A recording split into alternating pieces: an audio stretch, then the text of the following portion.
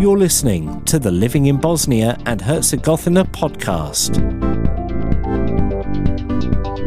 Welcome to the Living in Bosnia and Herzegovina podcast, where we talk to interesting people and hear stories from this misunderstood, heart-shaped country in southeast Europe.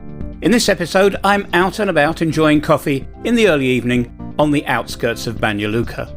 Catching up for a coffee on the banks of the River Vrbas and talking to Vanja Mišić, an accomplished singer-songwriter from Banja Luka. We'll listen to some of her songs, plus find out more about what the music industry is like in this part of the world, her musical journey, mental health, and her future plans. 16th of March, and I'm sat right next to the River Vrbas, which is this very fast-flowing river that goes from, I think, the centre of Bosnia and Herzegovina, and it comes all the way through the country, through canyons, through open plains, to join with the River Sava near Gradiška, and that's where it ends its life. But as an Englishman, I've often thought, I wonder what it would be like to get a narrowboat. You know, the ones that we have on canals and on the River Thames.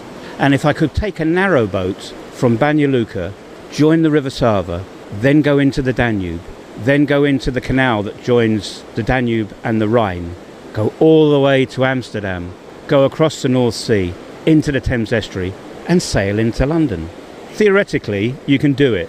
Practically, I think it's a different matter. But it's a chilly 16th of March. This part of Banja Luka is, I think, somebody told me once, this is the original settlement of Banja Luka.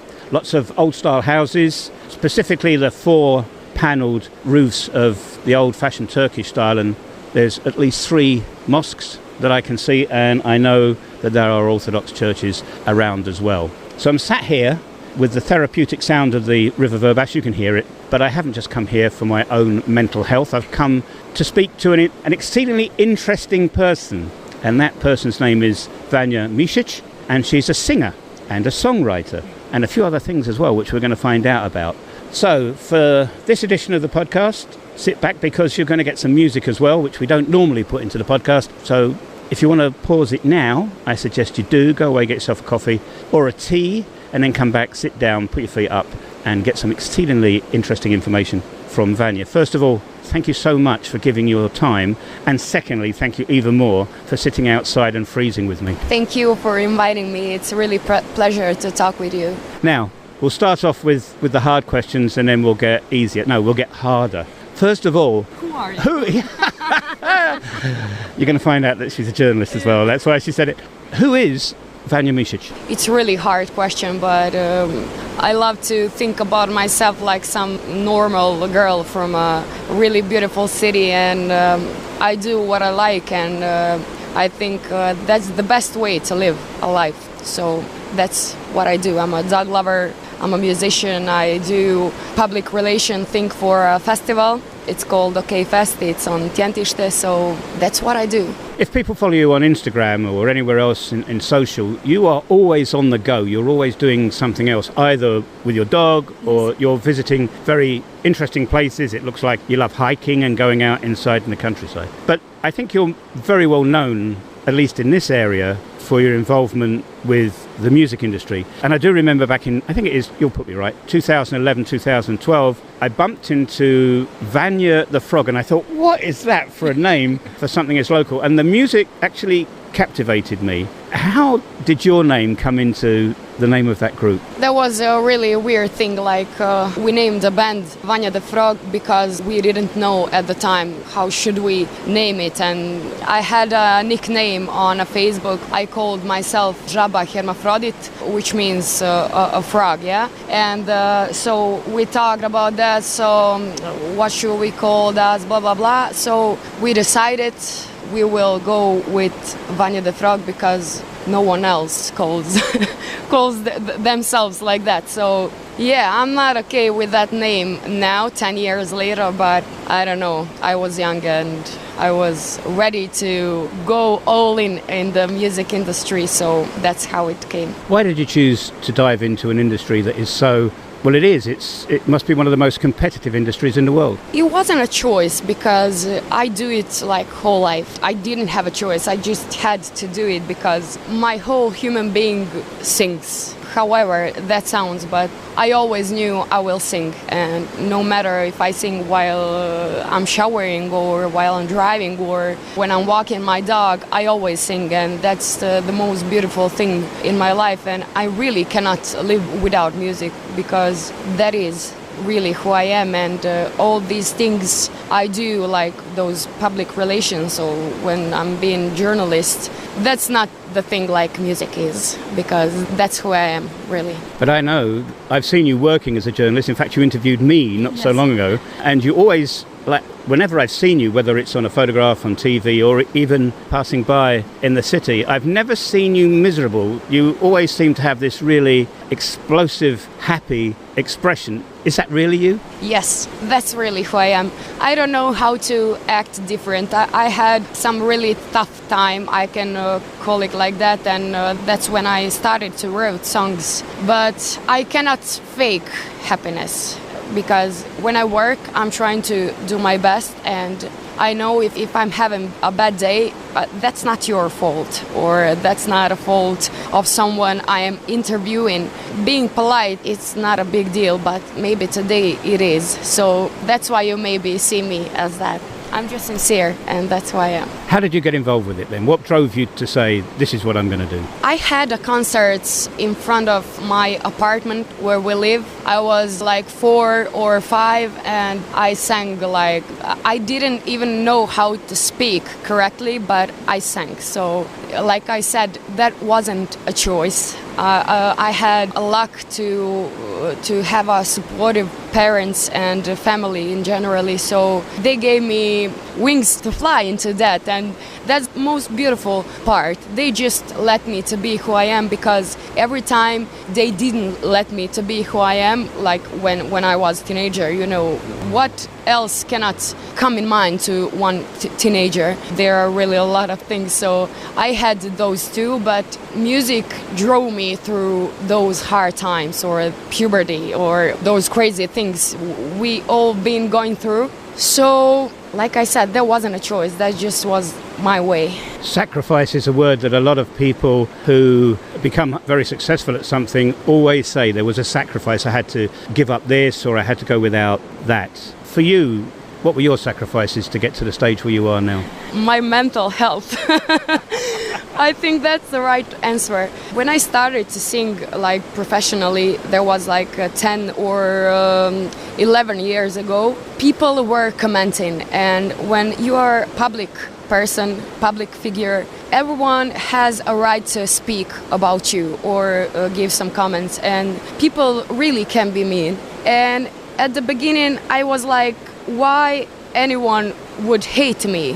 What did I do to you? You know? And it was really, really hard time for me to understand that people will be commenting, like drinking coffee, and think, oh, look at Vanja, she's so, I don't know what. I was really hurt by hearing that, and it took a lot of time to understand that people will talk, and I just need to focus on things that I do, and that I really need to believe in myself, because those were really hard times. So I think that has a big connection with the thing I said with my mental health. That was not good for me. Emotion plays a great part in writing, whether that's like authoring a book, writing a script for a film, or in your case, writing lyrics from a song. Has emotion been the main player, or do you have another source of stimulation, if I can use that word, for when you write songs?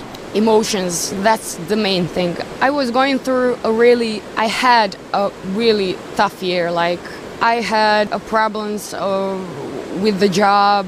There were, I don't know, love problems, friends. I had problems with any kind of relations in my life, actually.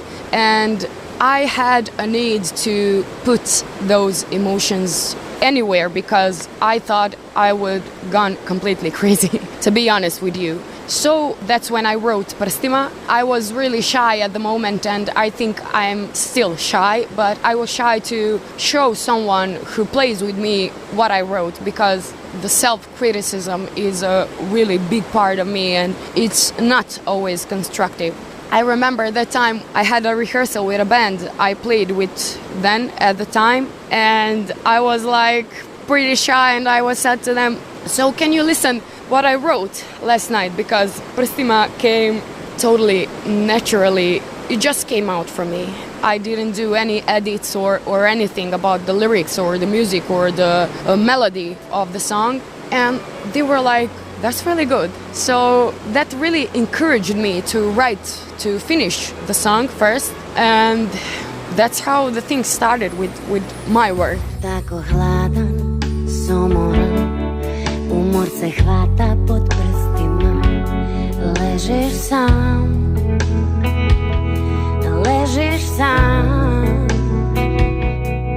dugo u hladnim noćima. Tražiš sunce, dozivaš, da li znaš, sad si potpuno sam. A šta ako ja taknem ti dušu prstima i dugo u noć šapućem, da sve loše proći će.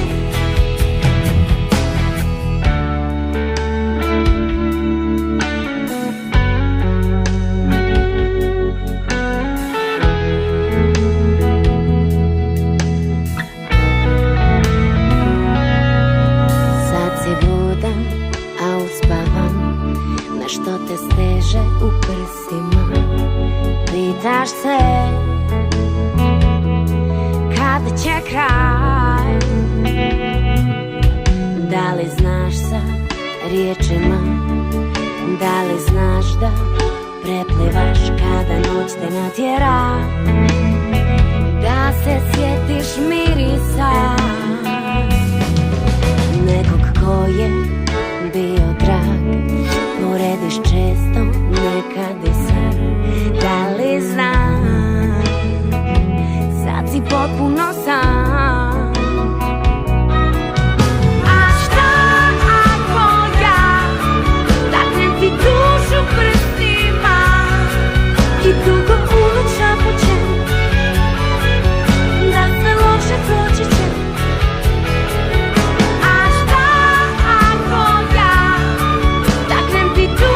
Prstima i dok niko ne gleda, popravim što ne štima.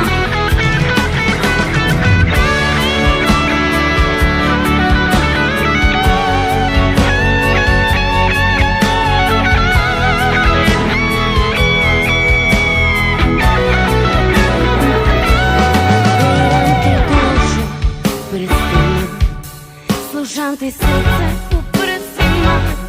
Ljubim ti kapke dok ne stigne dan. Jastuk je topao, ti nisi sam. A šta ako ja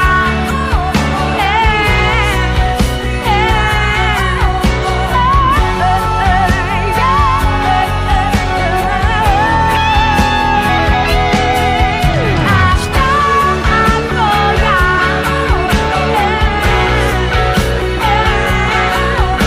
dok niko ne gleda, popravim što ne štima.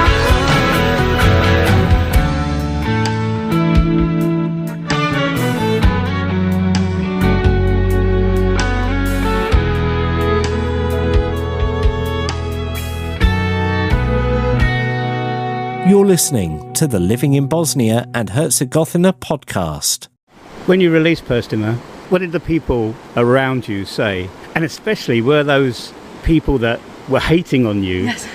did they change their view? Were they shocked? Yes, they were really shocked, and I was shocked because I didn't expect how big that song will be. When I say a big song, that means that's really who I am, and there isn't anything fake or any fake emotion or sentence, even the sentence in that song. That's who I am 100%, and that people can feel. I always talk about that, how Prstima, that's a song who even the, I don't know, child who is 7 years old and the granny in the bus who has, I don't know, 77 years. Because I think every person had a period in their life when they felt like that. like they need someone or something who will save them till the morning. So that's what Prstima is about.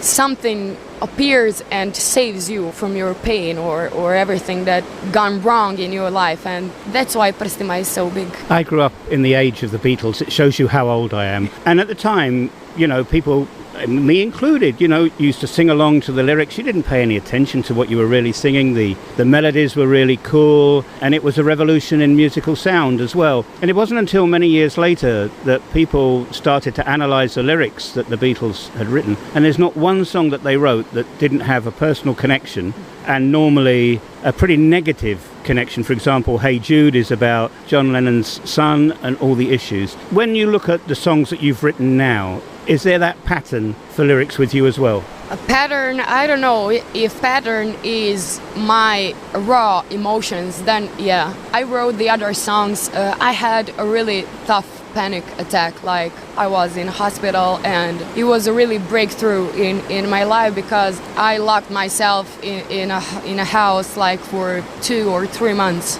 and I didn't work at the time. I didn't have gigs. I was just all by myself in my apartment, and all I did was playing the piano and drinking tea, because I stopped drinking coffee because it makes me anxious, and I didn't even smoke cigars because I don't know, I had a feeling that I will die if I smoke a cigar. It's a really tough period, and anyone who experienced any kind of mental health problems understands me, and I'm really sorry if anyone understands about what I'm talking about. But at that time I wrote 3 songs. I wrote Leptiri Kornjače, Poslije ljubavi, and Tu I Tu. And that process, when you write a song, it's really healing. It healed me. I had that feeling. So no matter if those songs didn't become so big like Prstima, I mean, they didn't become so popular, but I love those songs. They are mine and they are nobody else's. So I love them, and I am really proud of everything I wrote. Having heard what you've just said, I've got to go back to check out the videos, the official music videos that go with all 4 of the pieces of music that you've mentioned, because some of them, I can see it now, do relate to what you're saying. And I think for foreigners, for non-Serbian, Croatian, Bosnian speakers, they most probably wouldn't even recognise it. When you've filmed, I believe, on top of the National Theatre, and there's a whole story going on there, right to the chaos of throwing paint around at the end. Was that the director's artistic input for that music video, or did what I know now about you, I would say, or was that you telling him what you wanted to see? Yes, the fun part is all the music videos are like family's product, because my sister husband worked with us. We all worked on those videos, and he is the director of all those videos, and so he knows me pretty well, and he knows what I want to see at the end of that product. So I really enjoyed recording those videos, and every person on that set was happy to work with me, and I think you can feel that when you see those videos. And that's the thing, when I don't know, I don't want to work with people who make some bad emotions on the set, because I think of myself like an empath and like an artist, and I can't handle stress, or I don't know, well, someone is yelling, or that's not the music. That's everyday's life. When you drive from home to work, people are yelling all day. They are mad, they are stressed, they are sad, and that's where stress comes from, or yelling. So I think those videos are product of that nice and calm emotions, and I can see people can see that. You're very diverse as well, because you perform with electric, acoustic, and even classical scenarios. I saw a photograph of you recently with a classical ensemble in the Banski Dvor, which is the main, I won't say concert room, but it is the main venue in Banja Luka with, I think, the best acoustics that there is. How difficult is it for you to change genre, if I can use that? It's not, actually. I always sing the same, no matter if it's in my home, or I'm on some party with my friends, or we are on the Vrbas or Una, or I don't know, if I'm in Banski Dvor, or I don't know, gig. Because no matter where I am, I mean, also Sanja, who plays piano with me, that's really, really special connection. She's like a second mother to me because they are basically the same age, but our connection is really something special. And when we do the gigs, like some promotions or I don't know, someone is having dinner and we are playing for that, it's like I'm having concert. If people don't give us any kind of reaction, it doesn't matter. We make a wall around us and we play the music the best we can, and that's what we always do. I've noticed as well that whenever you play, you've never had an empty hall to build that wall with. Very Pink Floyd there, by the way. It must make you feel tremendously happy just to see people sat in front who have deliberately given up their time, effort and money to come and see you. That's a really great thing, and I don't see myself as someone who is like, I don't know, a big deal or like a star, and people wanted to make that of me, and that's not who I am. I was in a music competition, X Factor. That's what Britons, they invented it. So there were first season here. It was in Belgrade. I was there for 6 months in Belgrade, and I sang in a girl band, and that's not what I wanted. I wanted to compete like solo artist. They were like, you will be in a girl band or you will not be. So I decided to go with it, and it's a really good experience, because when you just became a star, people see you on television for 3 minutes and your Instagram followers just growing and growing and growing, and suddenly people know who are you. And I remember by that time there were children coming to my house and they were like asking for me, where is Vanja, where is Vanja? And they were crying when they see me. I was really shocked, because that is happening in Banja Luka, and I was a singer and before that X Factor here in Banja Luka, but they didn't know me. I mean, I understand because children doesn't go to gigs and to cafes where I play, but it was a really surprise for me. But in the music industry, there are a lot of people who don't think good for you, and I'm so happy I've been gone through that, and so I can see clearly now what is good and what is bad, and who thinks good for you and who doesn't. And they were like giving us advices. You don't have to answer to the fans because that will make you more popular, or I don't know, you're untouchable, you know? And I just couldn't understand that concept. Even now, even though I understand, so you're a diva and no one can touch you or see you or be in touch with you. But like I said at the beginning, I'm a normal girl and I've been always that, and I will always be. I'm doing hiking and walking my dog, and I'm going to places. I wasn't that person 2 years ago. I was in a really bad place when I think of my mental health and physical health and everything, and something happened. And one of the things that happened is my dog. I adopted him and he changed my life, because I need to walk him and I see other people I walk. That really makes me happy now. When I do not have a time to go for a long walk, I'm not okay with myself. So I need to walk, I need to see people, not too many people. I'm pretty introvert, and I think that people can feel that, like I can talk with you, but a really small group of people knows me really who I am, and I can open to them because they know me and I can feel that I can trust them. Ja sam tebe ljubila i u tom poljubcu se izgubila. Mene ljubav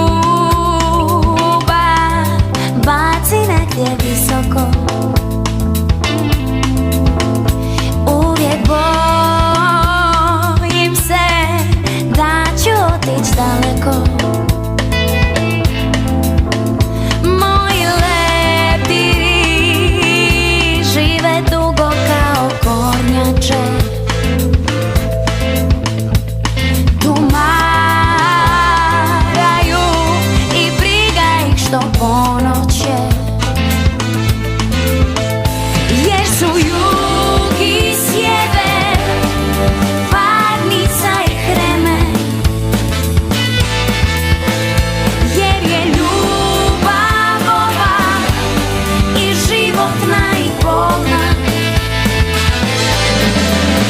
Znaš onim danima kad plesali smo satima, ti kad me pozoveš, ja oči skupim, nema me. Rumenih obraza, samo sekund prije poljubca. I kad sam bila ljuta, stanom je mirisala kafa vruća. Jer su jug i sjever, varnica i kremen. Jer je ljubav ova imuna na vrijeme.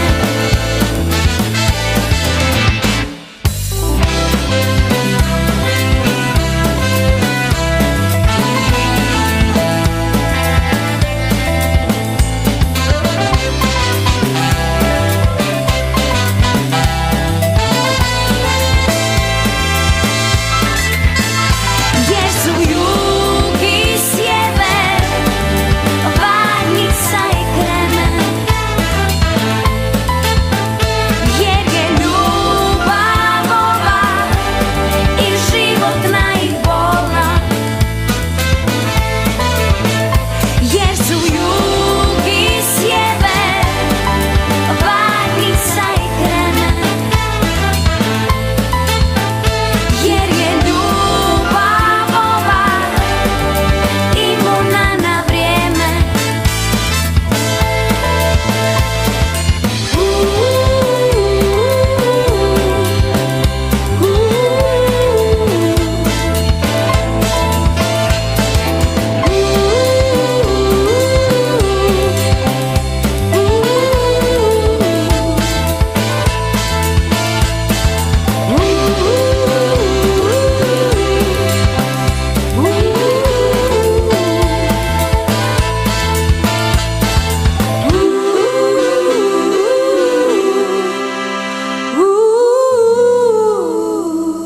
Thanks for listening to our podcast. If you would like to support us and the production of future episodes, then please consider maybe buying us a coffee.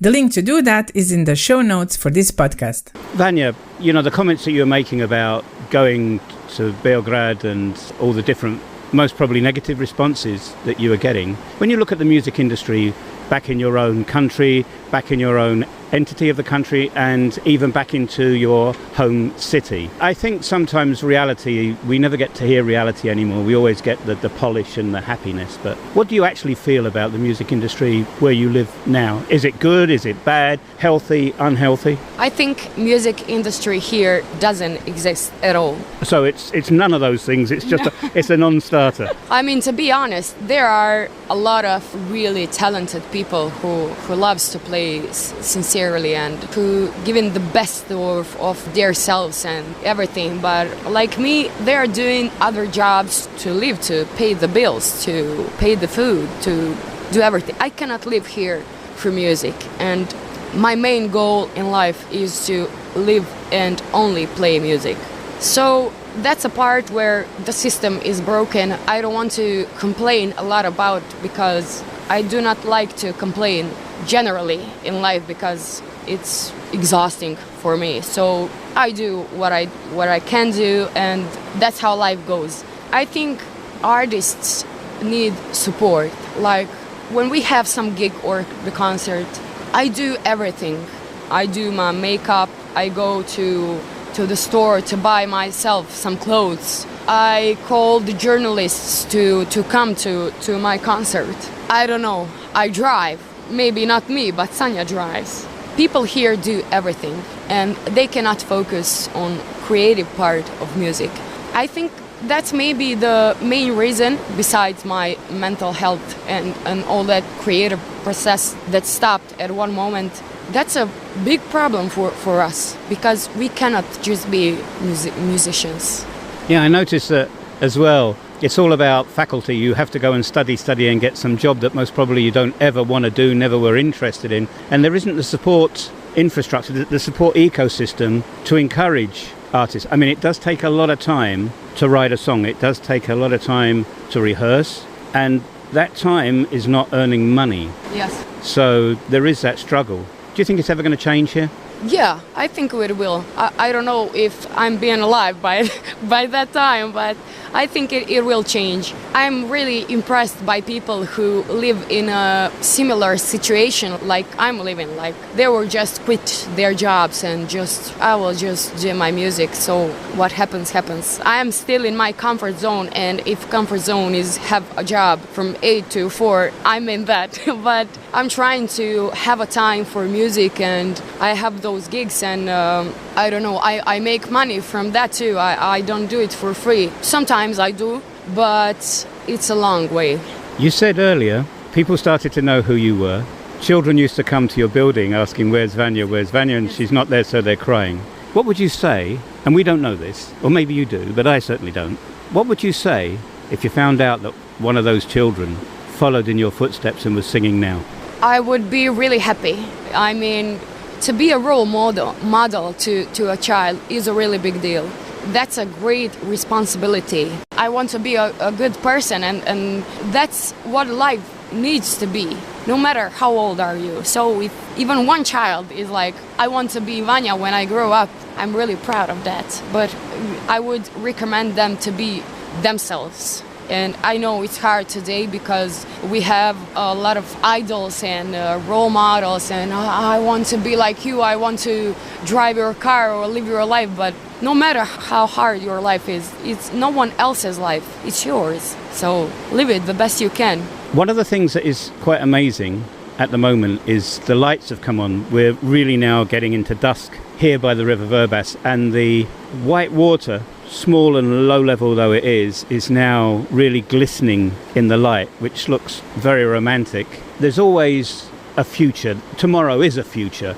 In the world, there's always a brighter future, which we know is not always the case. Now, you may wish to answer this. You may say, I can't say anything at the moment. But what is next in the life for Vanja Mišić? I would like to record a video for the song I wrote. It's called Dok ljubiš me, and I would like to finish that first because I'm making promises to people. So I will release it next month or next month, and there is a lot of pressure on me because of that. But the main thing I want to do is to start writing again, and I think I'm on a good way to do that because last week I bought myself a little piano, like carry-on piano, it's called like that, and I can bring that little piano everywhere, on Banja Luka or when I go to vacation or everywhere. So I started to play piano after long years of not playing piano, and a lot of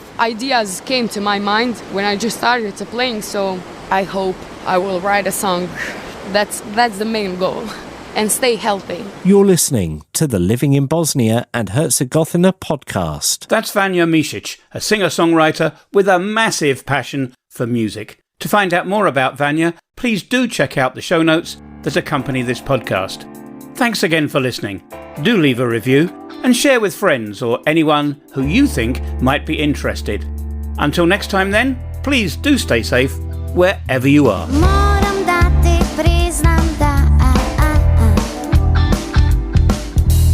tvoj me glas radi, da li znaš? Kad u slušalicu ti mi pričaš priče, ja skrijem se u čahuru topline.